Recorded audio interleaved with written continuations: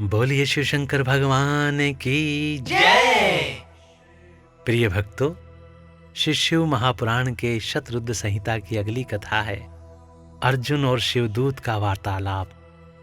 किरात वेशधारी शिवजी के साथ अर्जुन का युद्ध, पहचानने पर अर्जुन द्वारा शिव स्तुति, शिवजी का अर्जुन को वरदान देकर अंतर्ध्यान होना, अर्जुन का आश्रम पर लौटकर भाइयों से मिलना, श्री कृष्ण का अर्जुन से मिलने के लिए वहां पधारना। तो आइए भक्तों, आरंभ करते हैं इस कथा के साथ 40 और 41वीं अध्याय की कथा। नंदीश्वर जी कहते हैं, हे महाज्ञानी, हे सनत कुमार जी, अब परमात्मा शिव की उस लीला को श्रवण करो जो भक्त वत्सलता से युक्त तथा उनकी दृढ़ता से भरी हुई है। तदंतर शिव ने उस बाण को लाने के लिए तुरंत ही अपने अनुचर को भेजा। उधर अर्जुन भी उसी निमित्त वहां आए।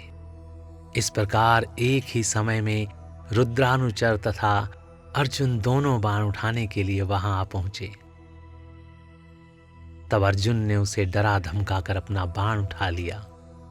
यह देखकर उस अनुचर ने कहा, ऋषि सम्मत, आप क्यों इस बाण को ले जा रहे हैं? यह हमारा सहायक है, इसे छोड़ दीजिए। भिल्लराज के उस अनुचर द्वारा यों कहे जाने पर मुनिश्रेष्ठ अर्जुन ने शंकर जी का स्मरण किया और इस प्रकार कहा। अर्जुन बोले, हे वनेचर, तू बड़ा मूर्ख है, तो बिना समझे बूझे क्या बक रहा है? इस बाण को तो मैंने अभी अभी छोड़ा है, फिर यह तेरा कैसे? इसकी धारियों तथा पिच्छों पर मेरा ही नाम अंकित है, फिर यह तेरा कैसे हो गया? ठीक है, तेरा कुटिल स्वभाव छूटना कठिन है। नंदीश्वर जी कहते हैं, हे मुने, अर्जुन का यह कथन सुनकर भिल्ल रूपी गणेश्वर को हंसी आ गई। तब वह ऋषि रूप में वर्तमान अर्जुन को यों उत्तर देते हुए बोला, रे तापस सुन, जान पड़ता है तू तपस्या नहीं कर रहा है, केवल तेरा वेश ही तपस्वी का है, क्योंकि सच्चा तपस्वी छल कपट नहीं करता। भला जो मनुष्य तपस्या में निरत होगा वह कैसे मिथ्या भाषण करेगा एवं कैसे छल करेगा? अरे तू मुझे अकेला मत समझ, तुझे ज्ञात होना चाहिए कि मैं एक सेना का अधिपति हूं।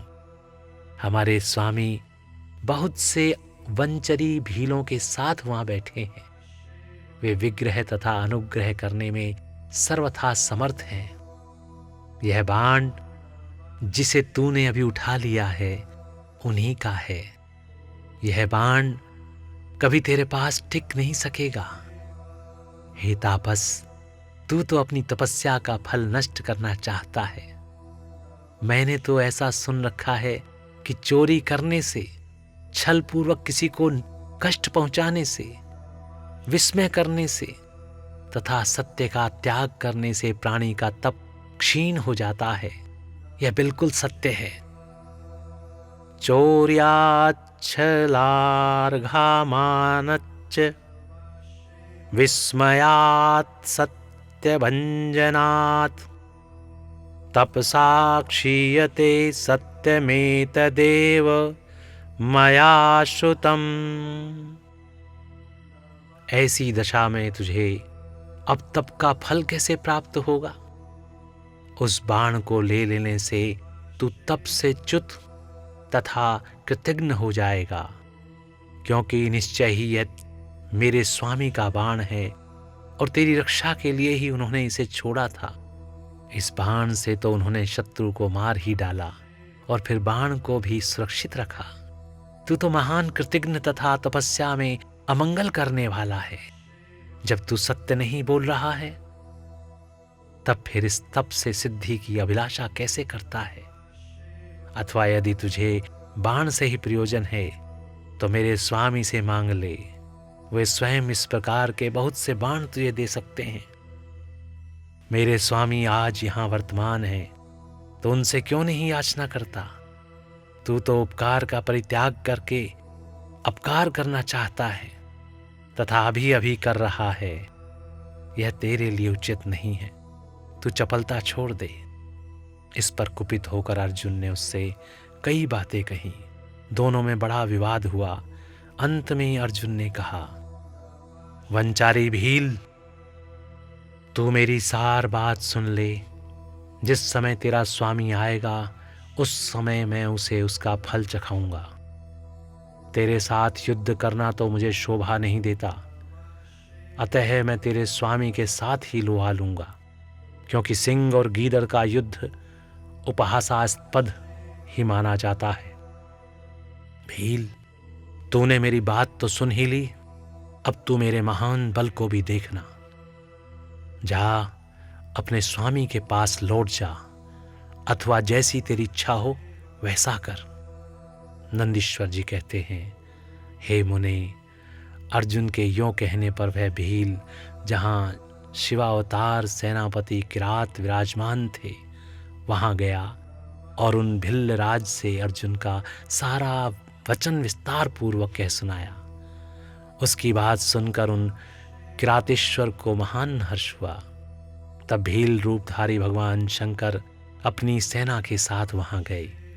उधर पांडु पुत्र अर्जुन ने भी जब किरात की उस सेना को देखा तब वे भी धनुष बाण ले सामने आकर डट गए। तदंतर किरात ने पुनः उस दूत को भेजा और उसके द्वारा भरतवंशी महात्मा अर्जुन से यूं कहलवाया। किरात ने कहा, हे तपस्विन, तनिक सेना की ओर तो दृष्टिपात करो। अरे अब तुम बाण छोड़कर जल्दी भाग जाओ, क्योंकि तुम इस समय एक सामान्य काम के लिए प्राण गंवाना चाहते हो। तुम्हारे भाई दुख से पीड़ित हैं, स्त्री तो उनसे भी बढ़कर दुखी है। मेरा तो ऐसा विचार है कि ऐसा करने से पृथ्वी भी तुम्हारे हाथ से चली जाएगी।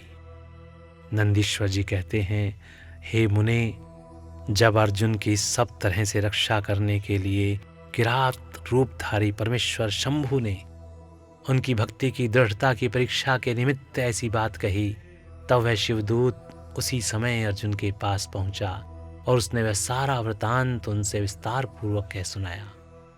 उसकी बात सुनकर अर्जुन ने उस महागत दूत से पुनः कहा, हे दूत, तुम जाकर अपने सेनापति से कहो कि तुम्हारे कथनानुसार करने से सारी बातें विपरीत हो जाएंगी। यदि मैं तुम्हें अपना बाण दे देता हूं तो निसंदेह मैं अपने कुल को दूषित करने वाला सिद्ध होऊंगा। इसलिए भले ही मेरे भाई दुखार्त हो जाएं तथा मेरी सारी विद्याएं निष्फल हो जाएं, परंतु तुम आओ तो सही। मैंने ऐसा कभी नहीं सुना है कि कहीं सिंह गीदड़ से डर गया हो। इसी प्रकार राजा क्षत्रिय कभी भी वनेचर से भयभीत नहीं हो सकता। नंदीश्वर जी कहते हैं कि हे मुने, अर्जुन के यों कहने पर वह दूत पुनः अपने स्वामी के पास लौट आया और उसने अर्जुन की कही हुई सारी बातें उनके सामने विशेष रूप से निवेदन कर दी। उन्हें सुनकर किरात वेशधारी सेनानायक महादेव जी अपनी सेना के साथ अर्जुन के सम्मुख आए। उन्हें आया हुआ देखकर अर्जुन ने शिव जी का ध्यान किया, फिर निकट जाकर उनके साथ अत्यंत भीषण संग्राम छेड़ दिया। इस प्रकार गणों सहित महादेव जी के साथ अर्जुन का घोर युद्ध हुआ। अंत में अर्जुन ने शिव जी के चरण कमल का ध्यान किया। उनका ध्यान करने से अर्जुन का बल बढ़ गया। तब वे शंकर जी के दोनों पैर पकड़कर उन्हें घुमाने लगे। उस समय भक्तवत्सल महादेव जी हंस रहे थे। हे मुने, भक्त पराधीन होने के कारण वे अर्जुन को अपनी दास्तां प्रदान करना चाहते थे, इसलिए उन्होंने ऐसी लीला रची थी। अन्यथा ऐसा होना सर्वथा असंभव था। तत्पश्चात शंकर जी ने भक्त परवशता के कारण मुस्कुराकर वहीं अपना सौम्य एवं अद्भुत रूप सहसा प्रकट कर दिया। हे पुरुषोत्तम, शिव जी का जो स्वरूप वेदों, शास्त्रों तथा पुराणों में वर्णित है तथा व्यास जी ने अर्जुन को ध्यान करने के लिए जिस सर्व सिद्धिदाता रूप का उपदेश दिया था, शिव जी ने वही रूप दिखाया। तब ध्यान द्वारा प्राप्त होने वाले शिव जी के उस सुंदर स्वरूप को देखकर अर्जुन को महान विस्मय हुआ। फिर वे लज्जित होकर स्वयं पश्चाताप करने लगे। अहो, जिनको मैंने प्रमुख रूप से वर्ण किया है, वे त्रिलोकी के अधीश्वर, कल्याणकर्ता, साक्षात स्वयं शिव तो ये ही है। हाय, इस समय मैंने यह क्या कर डाला। अहो, भगवान शिव की माया बड़ी बलवती है। वह बड़े बड़े मायावियों को भी मोह में डाल देती है। फिर मेरी तो बिसात ही क्या है। उन्हीं प्रभु ने अपने रूप को छिपाकर यह कौन सी लीला रची है। मैं तो उनके द्वारा चला गया। इस प्रकार अपनी बुद्धि से भली भांति विचार करके अर्जुन ने प्रेम पूर्वक हाथ जोड़ एवं मस्तक झुकाकर भगवान शिव को प्रणाम किया। फिर खिन्न मन से यूं कहा। अर्जुन बोले, हे देवादिदेव महादेव, आप तो बड़े कृपालु तथा भक्तों के कल्याण करता है। हे सर्वेश, आपको मेरा अपराध क्षमा कर देना चाहिए। इस समय आपने अपने रूप को छिपाकर यह कौन सा खेल किया है। आपने तो मुझे छल लिया है भगवान। हे प्रभु, आप स्वामी के साथ युद्ध करने वाले मुझको धिक्कार है, धिक्कार है।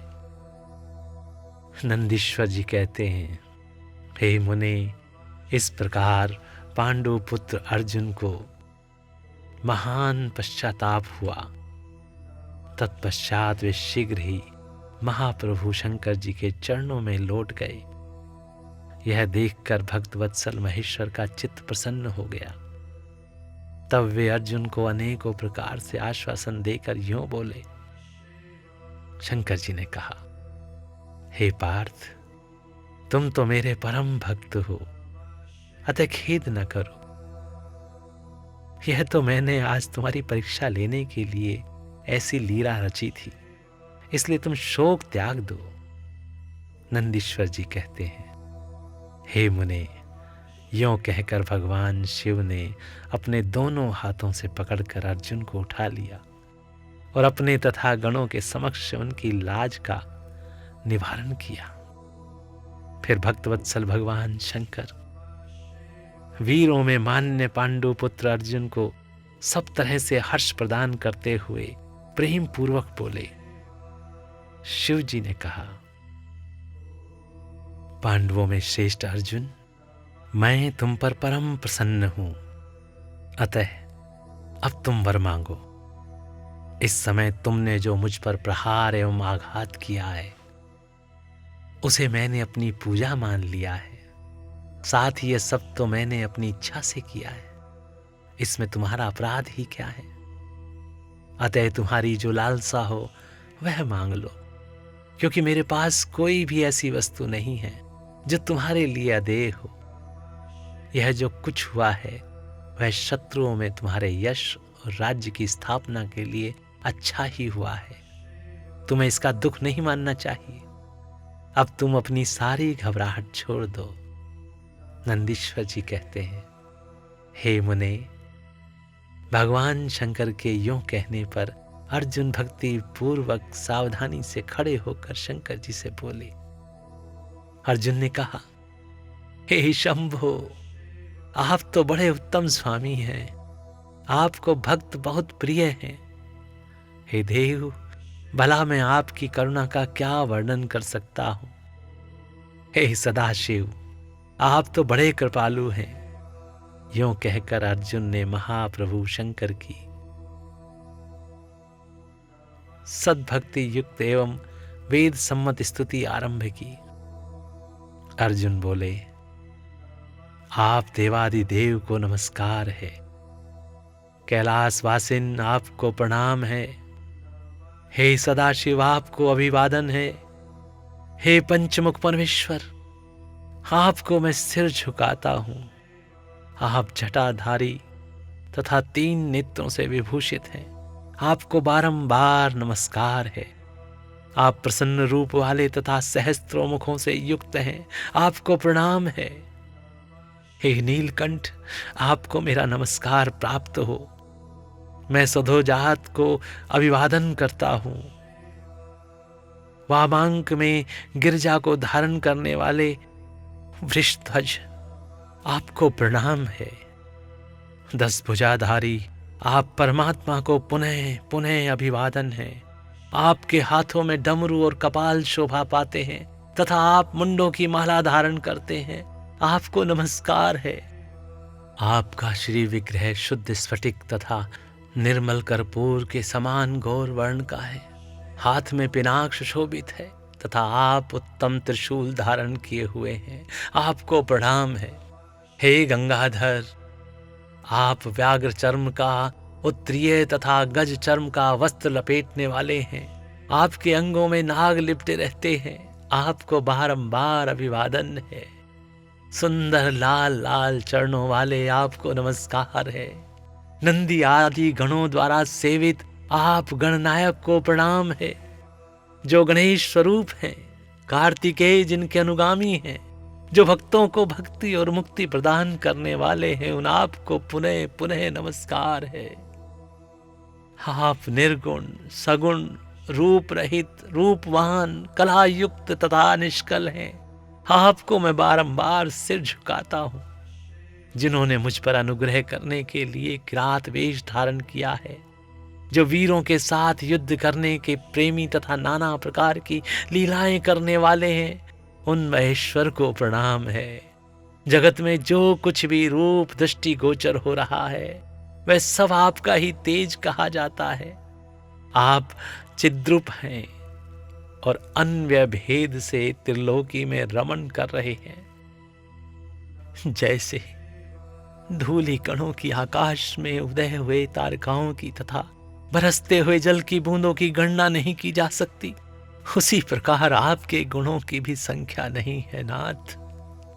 आपके गुणों की गणना करने में तो वेद भी समर्थ नहीं है।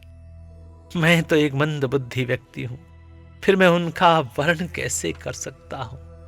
हे महेशान, आप जो कोई भी हो, आपको मेरा नमस्कार है। महेश्वर, आप मेरे स्वामी हैं और मैं आपका दास हूं, अतः आपको मुझ पर कृपा करनी ही चाहिए। नंदीश्वर जी कहते हैं, हे मुने, अर्जुन द्वारा किए गए इस स्तवन को सुनकर भगवान शंकर का मन परम प्रसन्न हो गया। तब वे हंसते हुए पुनः अर्जुन से बोले। शंकर जी ने कहा, हे वत्स, अब अधिक कहने से क्या लाभ। तुम मेरी बात सुनो और अपना अभीष्ट वर मांग लो। इस समय तुम जो कुछ कहोगे वह सब मैं तुम्हें प्रदान करूंगा।